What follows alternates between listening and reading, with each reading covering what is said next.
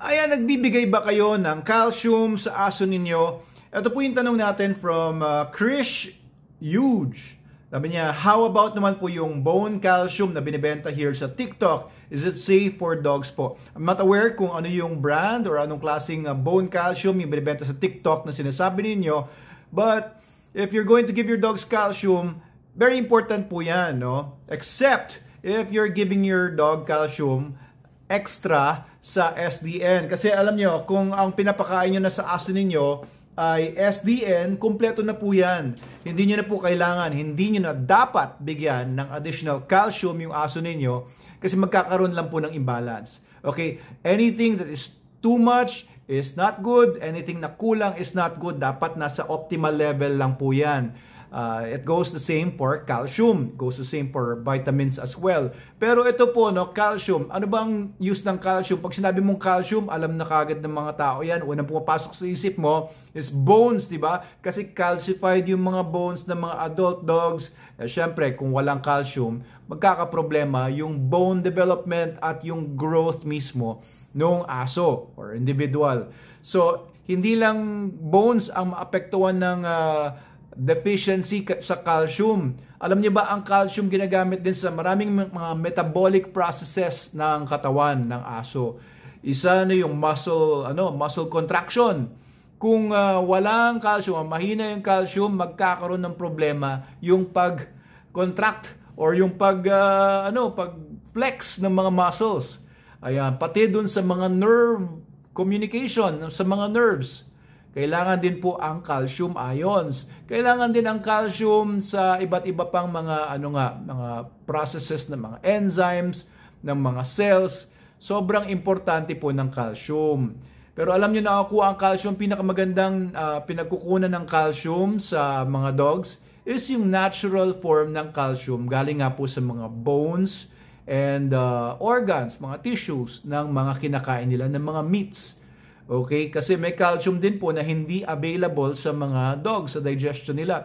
For example, yung calcium na makukuha mo sa talcum or sa iba pang mga, alam niyo yan, chalk. Ang chalk kasi may calcium din yan. Pero pag kinain niyo yan, hindi rin magagamit ng maayos. No?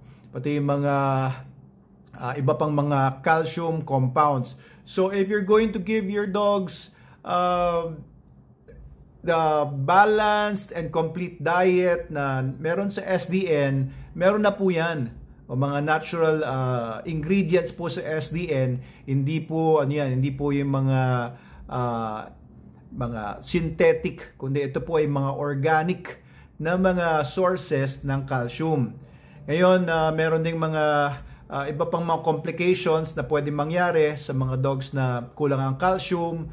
For example, tremors, mga problema sa puso, etc. So nerves, of course sa bone growth. Pero pag sumobra din po ang calcium, lalo na sa mga growing puppies, ay pwede rin magkaroon ng bone deformities. Pag sumobra po yung calcium, nade-deform.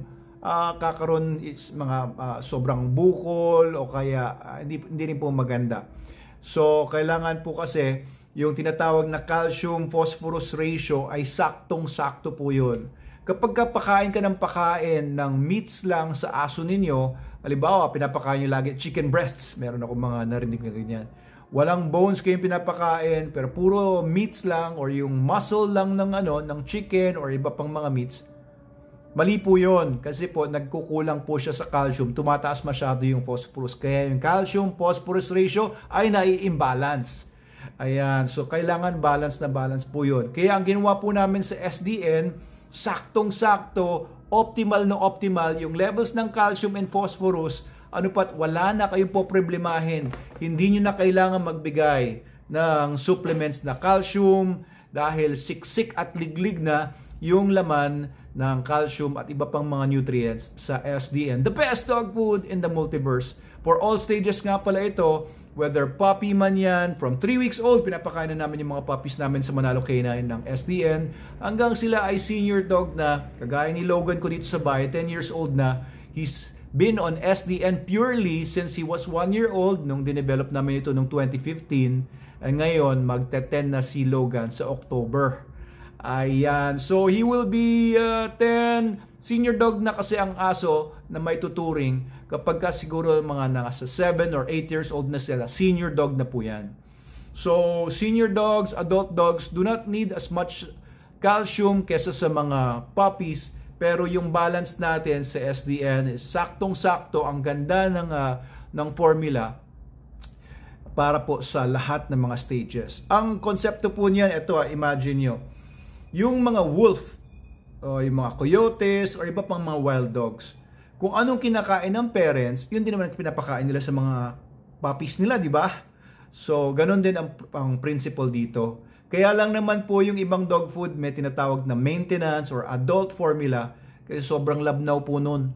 Puro corn na lang yon halos, puro wheat, puro soya na lang yon, konting-konti na lang yung meats doon.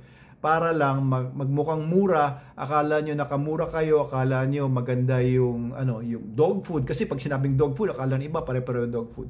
Pero ang totoo nun, nakukulangan yung aso, ang dami niyang pinapakain, pero puro lumalabas lang sa kabilang butas ng katawan nila yung pinapakain nyo. Sayang yung pera po ninyo. Pero sa SDN, konti lang ang pakain, no? Like Logan, he only eats 350 grams per day. 36 kilogram yung aso ko yun. Malaking aso yun. Siya ay Belgian Malinois. Kung hindi nyo pa kilala si Logan, siya yung model dito sa SDN. Yan, Belgian Malinois po yan. Malaking aso yan si Logan.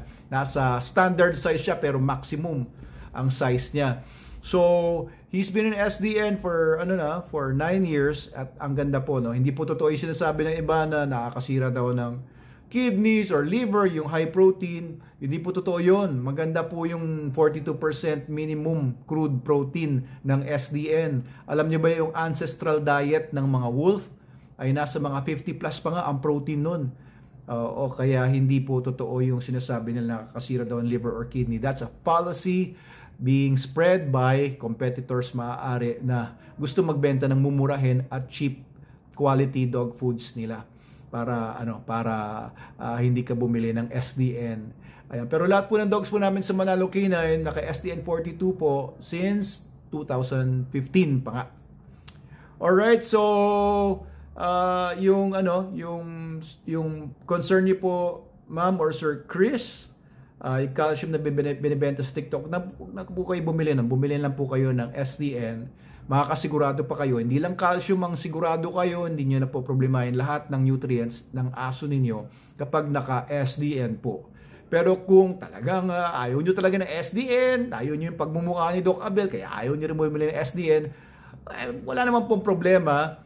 Kung nagpapakain kayo ng mga dog food na mga or table food, for example, pinapakain nyo, nagluluto kayo ng mga gulay, plus konting karne, ganyan-ganyan, kailangan nyo po talagang ibalanse yun. Kailangan yung, hindi lang balansehin yung calcium na content niya, balansehin nyo dapat lahat ng mga vitamins, lahat ng mga minerals doon. Kailangan yung lagyan siya ng probiotics at para kasi pagka niluto nyo yung mga meats na sisira din ng mga enzymes niya, na denature yung mga vitamins niyan.